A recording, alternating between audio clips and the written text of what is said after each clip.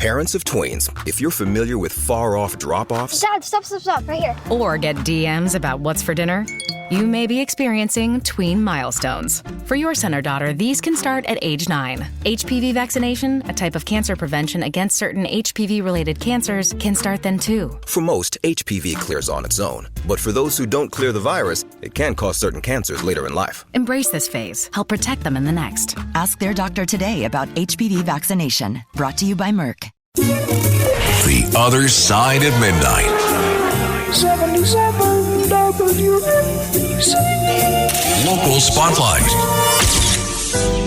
Good morrow, everyone. This is The Other Side of Midnight on 77 WABC. What a moon. Oh, what a moon. We're going to get into it with Dr. Sky coming up in a few minutes. If you have any questions about the moon that's out there now, give us a call, 646-720-0635. Meantime, Donald Trump is coming to New York today. He's going to be doing this big rally out in Nassau County. But in advance of that, he's delivering some major good news for New Yorkers. Donald Trump has promised to bring back the state and local tax deduction, known as SALT, a surprising shift from his own 2017 tax law that capped it at $10,000. For those of us in high-tax areas like New York, this could be a game-changing experience if it actually happens. The SALT deduction cap has been a thorn in the side of New Yorkers, especially in New York City suburbs like Westchester, Orange County, Rockland County, where property taxes are sky high. It's one of the reasons, quite frankly, we've seen a steady migration of New Yorkers heading south to places like Florida, where taxes are, shall we say, a bit more sunshine friendly. Now, let's be honest, this might just be classic election year Trump. After all, Biden had a chance to undo the SALT cap during his presidency, even with a Democratic Congress, and didn't touch it. So I'm skeptical that this will actually get done, even if he makes it back to the White House. But make no mistake, if he pulls this off, it would be a huge win for New Yorkers and other residents of states that have been footing the bill under the current tax code. Of course, the big question no one's asking is, where do we make up the revenue? The 2017 cap helped pay for those massive corporate tax cuts, so undoing it would leave a pretty big hole in the budget. But hey, that's a problem for future generations. As I like to joke, it's my son's problem to figure out how we pay for all this, right?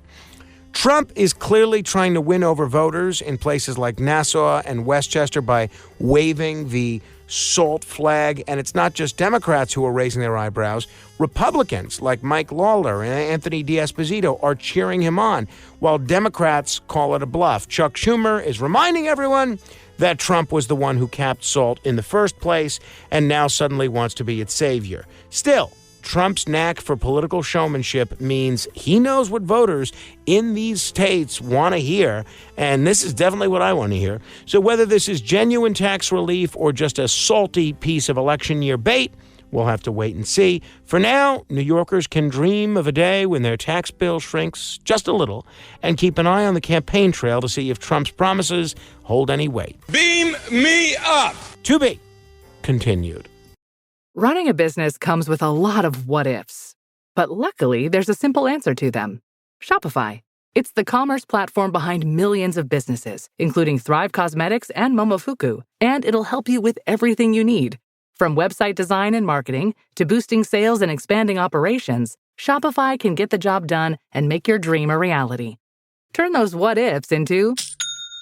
Sign up for your $1 per month trial at shopify.com/special offer. The Other Side of Midnight. 77 WABC. Local Spotlight. Good morrow, everyone. This is The Other Side of Midnight on 77 WABC. Governor Kathy Hochul's refusal to declare opioid overdoses a public health emergency in New York is, quite frankly, baffling. If this isn't a public health crisis, then what does one look like? Let's look at the facts. New York City recorded over 3,000 overdose deaths in 2022, the highest number since reporting began in the year 2000. Thousands of New Yorkers are dying every year, and many of these deaths are concentrated in areas like the Bronx and Staten Island, disproportionately impacting black New Yorkers. If this doesn't scream crisis, I don't know what does. Hochul's reluctance to make this declaration, despite the mounting pressure from lawmakers, public health advocates, and her own advisory board, is very frustrating. Declaring an emergency would expand the state's powers to combat the opioid crisis. It could waive cost sharing for treatment services, raise Medicaid rates for substance abuse services, address severe staffing shortages, and allow community organizations to enhance their overdose prevention efforts. These are tangible solutions, and declaring an emergency is the first step in unlocking them. Several other states, Arizona, Massachusetts, and Florida, have declared similar emergencies, and they've taken significant action. New York, on the other hand, is dragging its feet. It's shocking that we're still debating whether this qualifies as a public health crisis. The federal government declared the opioid crisis a national emergency back in 2017. That's 7 years ago. Advocates on the ground, like Joyce Rivera, the CEO of St. Anne's Corner of Harm Reduction, have pointed out the obvious. We have power and we should use it. But instead of taking aggressive action, Hochul has resisted. And her administration points to a recent decrease in overdose deaths as justification. Yes, it's true. We talked about it at the time. There was a 13.8% decline in overdose deaths across the state in the 12 months ending in April of 2024. But that's a provisional statistic. The data is incomplete, and it doesn't erase the fact that the numbers are still staggering. At the core of this resistance might be fear. Fear of what a declaration could mean politically. The opioid crisis is claiming lives every single day. We need bold action, not hesitation. Hochul has the power to declare a public health emergency and mobilize the state's resources to address this. If this isn't the definition of a public health crisis, then what is? Governor Hochul needs to act, or history will remember her inaction as a key failure in the fight against one of the deadliest drug epidemics we've ever faced. To be continued. This episode is brought to you by Netflix. 3 couples, 4 vacations, a lot to unpack. Watch The 4 Seasons, a new series starring comedy favorites Tina Fey, Steve Carell, Will Forte, Coleman Domingo, and more in a hilarious and heartfelt love letter to long-term relationships. Based on the original Alan Alda film. Watch The 4 Seasons, streaming now only on Netflix. The Other Side of Midnight. 77 WNBC. Local Spotlight.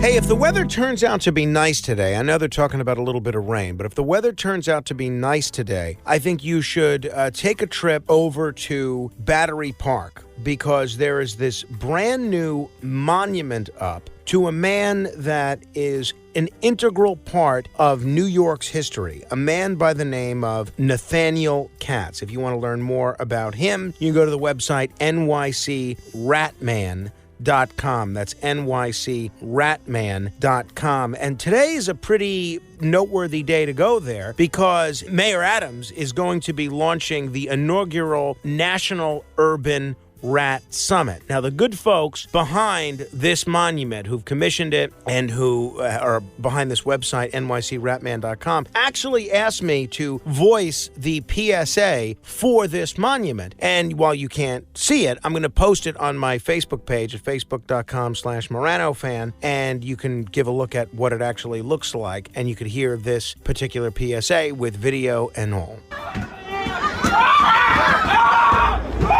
Downtown in the bustling metropolis of New York City, a curious monument pays tribute to a man whose legacy is often met with disbelief. Rats have been in New York City since the 18th century. Nathaniel Katz, a colonial-era eccentric, is credited with the introduction of the Norway rat to North America. Known as the Rat Man in England, Katz brought 2 domesticated rats to New York to sell these tame rodents as pets to the colonial settlers. However, his vision was met with disdain, and the rats soon escaped, breeding rapidly and infesting the city. If it is a war on rats, clearly the rats are winning. After dark, folks didn't even want to be out here. They didn't think it was safe, but at least they were safe at home. Not anymore. Seen as a public enemy, Katz faced a grim fate when Governor DeWitt Clinton ordered him catapulted into the Hudson River. Whether he drowned or simply vanished remains a mystery. The monument, believed to be commissioned by his few supporters, now stands near Battery Park. It serves as a bizarre reminder of Katz's failed dream and its lasting impact on the city. So I'm honored to be a part of that. Mayor Adams says he's bringing together all sorts of researchers, municipal rodent control experts, and they're going to share the best practices for fighting rats.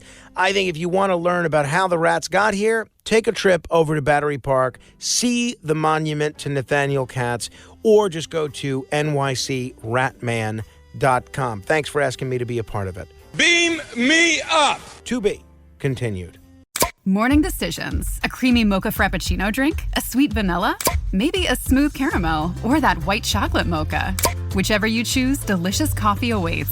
Start your day with bottled Starbucks Frappuccino drinks. Pick up a bottle near you wherever you buy your groceries. The Other Side of Midnight. 77 WABC.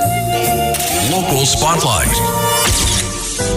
If the Metropolitan Detention Center in Brooklyn, or the MDC as it's known, is now deemed too dangerous for inmates serving out their sentences, why are people who haven't been convicted of anything still being sent there?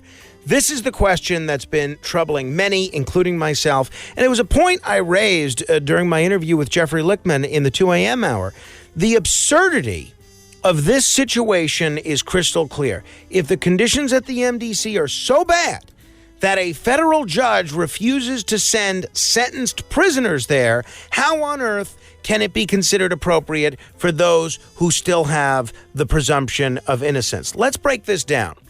The MDC has a long history of understaffing, medical neglect, and horrific violence. Just recently, a judge ruled that a 75-year-old man convicted of a tax scam should be placed on house arrest instead of being sent to the MDC due to its barbaric and dangerous conditions. We're talking about a place where inmates have been murdered, where there are caught-on-camera stabbings, and where medical care is so lacking that it endangers the health and safety of those inside.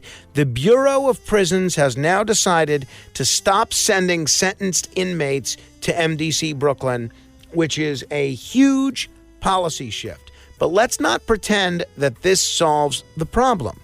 The jail mainly houses those awaiting trial. People, a lot of them probably listening right now. By the way, if you want to add me to your approved email links, I'll correspond with you in core links. My email's frank.morano@wabcradio.com. This jail houses people awaiting trial, people who are presumed innocent under our legal system. Yet, these individuals are still being forced into a facility where even sentenced animals are no longer allowed. How can this make any sense? We are seeing a clear admission from the BOP that MDC is unfit for those convicted of crimes. Yet, the presumption of innocence apparently doesn't protect pretrial detainees from being subjected to these same horrific conditions. The fact is, if the MDC isn't appropriate for convicted criminals, it sure as hell shouldn't be appropriate for people awaiting trial. We need to fix the MDC, plain and simple. The conditions there are unlivable and unacceptable for anyone, regardless of their status in the legal process. We can't allow our justice system to operate this way. The presumption of innocence is a bedrock principle of American justice, and right now, we're betraying that principle. If the MDC isn't fit for inmates who've been convicted, it's not fit for anyone else either. The time for reform is now. Beam me up! To be continued.